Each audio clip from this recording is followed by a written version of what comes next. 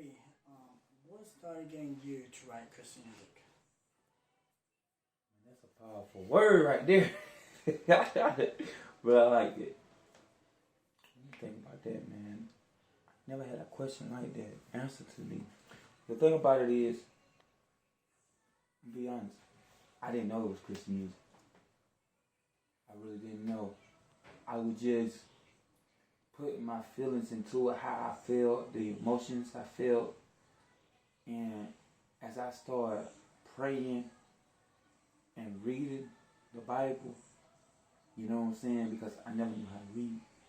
You know, I just tried, like spell, I used to try that too.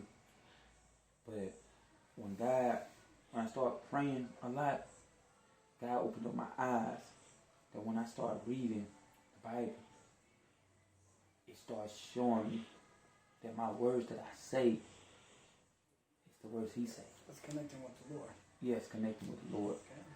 So, that's a good question, in fact, but I never knew it was Christian. I was just thanking the Lord for everything He done for me. You see what I'm saying? I didn't know what Christian was. I always been a believer. Like anything I see, I'm gonna get it. You see what I'm saying? So that's what took me with faith. But as I see it, and I started believing in people instead of Him. Because every second somebody tell them they're gonna do this and they don't do that, start falling. So I started seeing, and when I started going to church, and God really showed me what a Christian was and showed me my purpose, that's how I knew I had Christian inside of me. But I'm a different Christian. We was built to be different. You see what I'm saying? I'm a different Christian. But I never knew. It was just showing how much God did for me, and I seen it. See, because a lot of people just do depressing music. None of my music is depressing. It's just telling you, I've been through it, and how God changed it and flipped it, delivered it, and shaped me up to be the person I need to be. LB. LB, do you have any Christian artists that kind of inspires you in your music? Yes, I do. I do like Christian music that inspires me. Now, the thing about it is, I had to listen to other Christian music too, because when I was in church, because really I've been in church all my life, I just been to different kind of churches, and they weren't doing what I expected them to do. I was just leading and following what they needed to do. You see what I'm saying? But the music I've been listening to now is motivation Christian. You see, because our Christian, you know what I'm saying, music is good. But the thing about it is, you gotta listen to the lyrics. That's gonna help you wake up each and every day. Matter of fact, see on my phone. So I listen to, and church helped me too a lot. I used to listen to Chains, but when I was in church, it wasn't getting me like it needed to be what the church I'm in now. Like it wasn't like the music wasn't in my flow. It wasn't connecting to me. Jesus. I listen to that. So basically, the music moved you to a more spiritual way to connect to God. Yes. Gotcha. Yes. Is your gift that God gave you that rhythm to you, and that's how you express yourself to God? Yes, sir. I love it. Yes, that's how I express myself to God. So, one last question I want to ask LB. What do you see yourself in the future pursuing with this music? Or what is your drive for the future with this?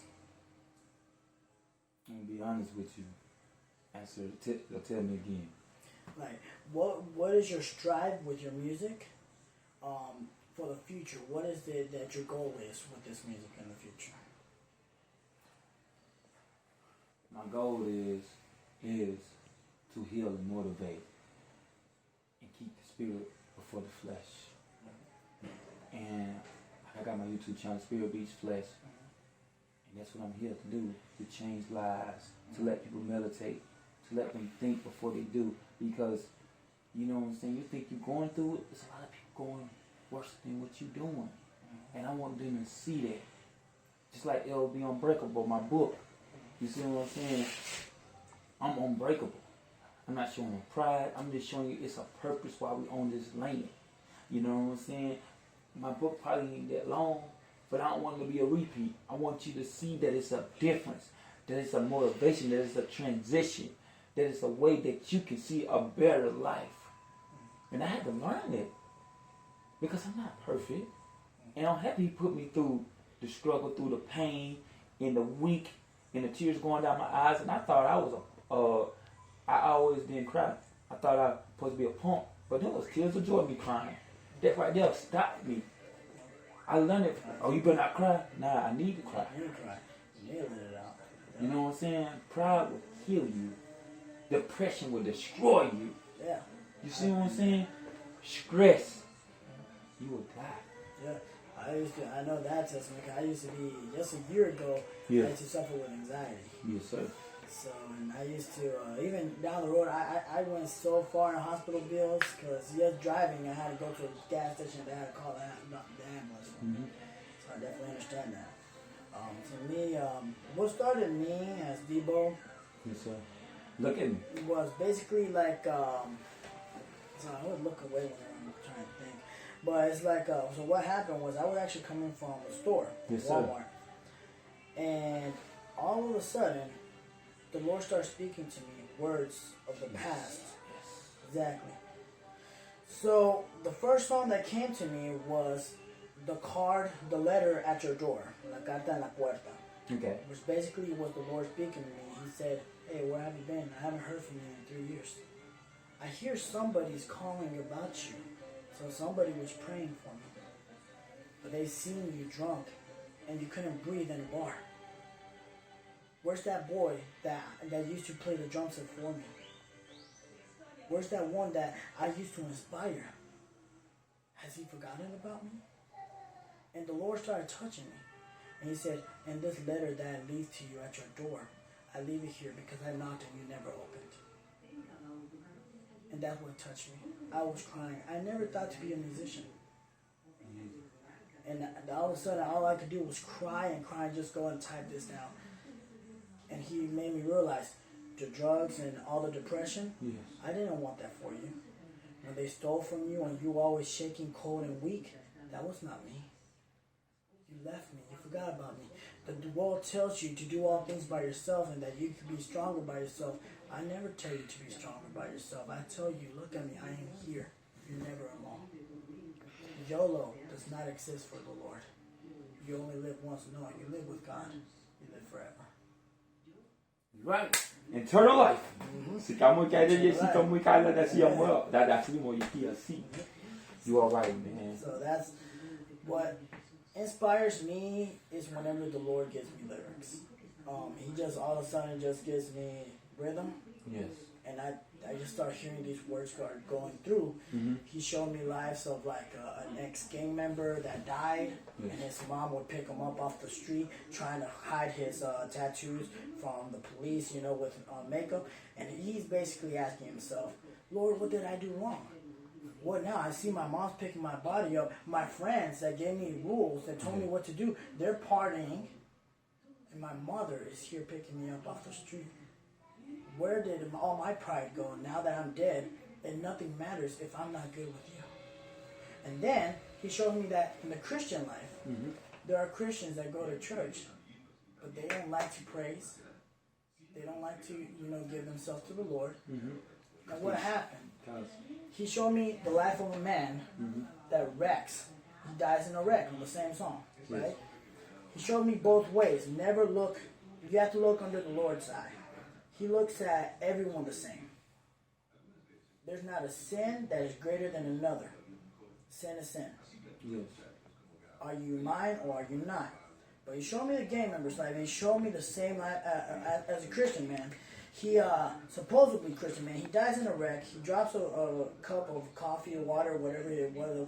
A cup fell. And it took him out of balance. He said, all I see is a light now. ¿Qué está, But what about my wife? ¿qué estás What about haciendo? Shazia? Ahí para abajo, man. So he sees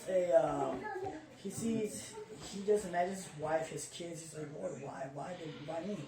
I knew I was supposed to die, but why like this? You know, why like I didn't leave her no money, I didn't leave her anything, Lord. Now nothing matters now. I'm dead. What's gonna happen now? If I'm not good with you, because I used to go to church, but I never really turned myself into you. So it comes the same thing. You lose everything if you are not with God at the end of the day. So what my music is to inspire people to, you know, I lived your life.